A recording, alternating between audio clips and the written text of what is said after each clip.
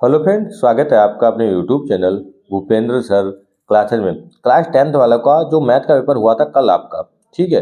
ये आपका सेट आया था लखीमपुर खीरी जिले में 822 FY 2026 गणित केवल प्रश्न पत्र, ठीक। कक्षा 10 वालों के गणित का पेपर हुआ था और इसमें ऐसे प्रश्न बहुत सारे आए थे जो आपको पढ़ाए हुए थे। ऑब्जेक्टिव तो सारे आपके पढ़ाए हुए थे, एक दो प्रश्न ऐसे थे जो उसी चैप्टर से रिलेटेड हैं, संख्याएं बदली हैं, लेकिन वो आपको ना कोचिंग में मतलब बताया नहीं है। सरल वो भी है, सॉल्व करेंगे तो आप वो भी पढ़ सकते हैं। सारे क्वेश्चंस आपको दो दो तीन तीन बार करा चुके हैं, वीडियो में भी बता चुके हैं, जो अपलोड करते थे कोचिंग में, स्कूल में, ठीक है। बहुत से बच्चों ने सही भी किया, 18 19 ऑब्जेक्टिव सही है बच्चों के। इस वाले भी पेपर में देखें तो 17 18 इसमें भी सही है, ठीक है। तो आप इनमें एक बार चेक कर लेंगे और इनका जो बताएंगे आपके ऑब्जेक्टिव जो है 20 में से कितने सही हैं, कमेंट बॉक्स में बताएंगे कि 20 में हमारे 15 16 कितने सही हैं, ठीक है।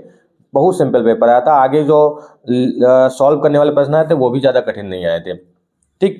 संख्याओं पहला देखो दिया, संख्याओं 24 और 40 का एचसीएफ कितना है, तो इसका एचसीएफ हो जाएगा 8, ठीक है। 8 हो जाएगा। पहले आप डायरेक्ट चेक कर लेंगे और आंसर इसका बताएंगे कितना कितना आ रहा है और कितने आपके सही हैं ऑब्जेक्टिव, ठीक है। 20 में से कितने सही हैं वो लिखेंगे कमेंट बॉक्स में। दूसरा आपका है इसका सोनेको का गुणनफल 7/2, पता है C/A होता है। इसमें y का मान 10 रखेंगे तो x का मान कितना आएगा, 9 आ जाएगा भाई। द्विघात समीकरण के मूल क्या होंगे, मूल मतलब शून्य, इसके रूट निकालेंगे, गुणनखंड करना था इसका 1, 2। और ये 5वें चैप्टर से था, AP का मान दे रखा है और 30वां पद निकालना था। an बराबर सूत्र लगाना था माइनस का 77, ठीक है। 5 सवाल ये होगा। सारे देखो बहुत ही सिंपल, सारे उसी पैटर्न पे आए थे जो आपसे पूछे जाते हैं। और छठा ये वाला सवाल मैंने नहीं कराया। यदि बिंदु A 3, 0 एक सब बिंदु देखें, सम चतुर्भुज के शीर्ष के निर्देशांक है, तो विकर्णों के मध्य प्रच्छेद बिंदु का निर्देशांक क्या होगा। देखो जब सम चतुर्भुज बनता है तो विकर्ण अगर खींचेंगे तो उनका प्रच्छेद बिंदु का हमें बताना, वो मध्य बिंदु पे काटते हैं एक दूसरे को, तो उसका मध्य बिंदु किसी AC का मध्य बिंदु निकाल लेते या तो BD का, तो उसका मध्य बिंदु का मान कितना हो जाएगा, 1, 2 हो जाएगा, ठीक है। इस कथनों में से कौन सा कथन सही है। इसमें देखो सभी सर्वांगसम जो आकृतियां होती है वो समरूप होती हैं, ये आपका सही हो जाएगा। सभी सर्वांगसम आकृतियां क्या हो जाएंगी, समरूप, क्यों सभी समरूप क्या होती है, सर्वांगसम होती नहीं है, ठीक। ये दिया है।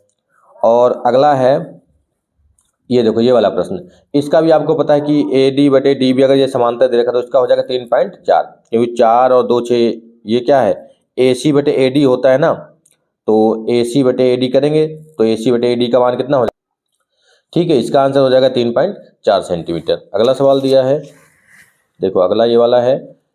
एक त्रिभुज है जिसमें AB का मान 3 सेंटीमीटर, BC का मान 4 सेंटीमीटर, कोण B का मान 90 अंश दिया है, cos A निकालना है। cos इसमें ट्रिग्नोमेट्री का फार्मूला लगा देंगे पाइथागोरस प्रमेय से, ठीक है। तो इसमें क्या हो जाएगा, लाल वृत्त का वाला फार्मूला लगाएंगे तो AB BC ये दे रखा है, तो इसका मान कितना हो जाएगा, इसका मान हो जाएगा 3/5। लाल बटे कक्का वाले फार्मूले से इसको लगा देंगे तो 3/5 है। पहले पाइथागोरस लगाएंगे तो कर्ण का मान 5 आ जाएगा, फिर आधार बटे कॉस का मान क्या होता है, लाल बटे कक्का से कॉस बटे मतलब A/K, ठीक है, आधार बटे कर्ण उससे। इसमें देखो चाहे तो मान रख के सॉल्व कर लो, चाहे डायरेक्ट सॉल्व करो, 10 30 कॉट कैंसिल, 2 से 1 घटाओगे 1 बचेगा भाई। इसको कॉस और tan का मान रखेंगे तो कॉट स्क्वायर आएगा। ये भी सवाल देखो कितना सिंपल सा ट्रिग्नोमेट्री का, इसका सॉल्व करेंगे तो साइन आएगा। कितने अच्छे अच्छे सवाल हैं। इसका 12 नंबर का B ऑप्शन सही है, 11 का भी B सही है, ठीक। 13 नंबर देखो कितना अच्छा सवाल। 13 नंबर में क्या है, 13 नंबर में यहाँ पे दे रखा है कि एलसीएम दिया है। एलसीएम देखो 96 और 48 का। यहाँ पे देखो इतना सिंपल सवाल था, ये गलत हो गया है। तो इतना सरल अगर आप गलत करें तो दिक्कत होने वाली, कि इतना अच्छा सवाल था। 144 इसका आंसर आएगा। एक संख्या छोड़ दी हो कहीं पे 2 या 3, उसी से गलत आ गया।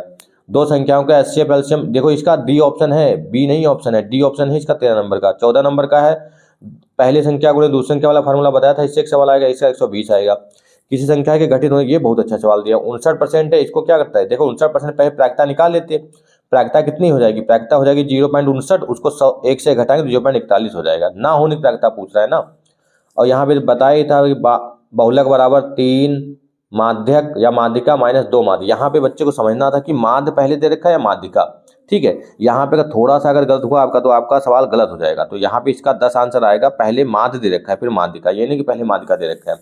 7 सेंटीमीटर वृत्त के चतुर्थांश का क्षेत्रफल दो तरीके से लगा सकते हो। थीटा का मान 90 रख के भी या 1/4 पाई आर स्क्वायर, 38.5 आएगा इसका, 38.5 सेंटीमीटर स्क्वायर।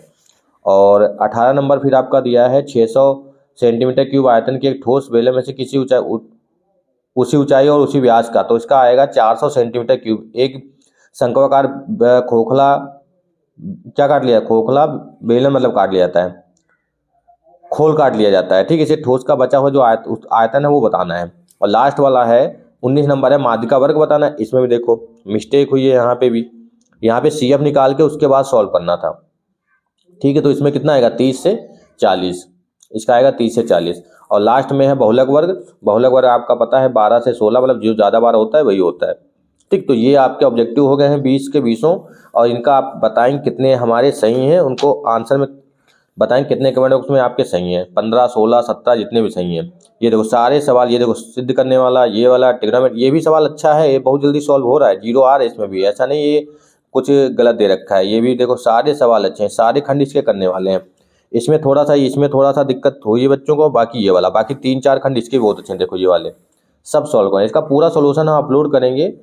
पहले इतना चेक कर लेंगे आप लोग ऑब्जेक्टिव, उसके बाद आगे के ये देखो कितने सरल सरल सवाल है भाई। इसमें देखो 11 पदों का योगफल था, ये पदों का योगफल में S11 का मान दिया था, यहाँ पे S17 का मान, ये नहीं कि A17 A11 का मान दिया, यहीं पे मिस्टेक हुई है बच्चों से।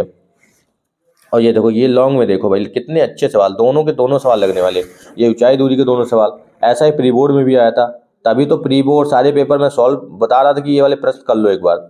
और इसमें से वृत्तखंड वाला, वृत्तखंड का क्षेत्रफल निकालना, ठीक है। तो ऑब्जेक्टिव आप लोग देख लेंगे एक बार और उसको कमेंट बॉक्स में बताएंगे कितने ऑब्जेक्टिव आपके सही हैं।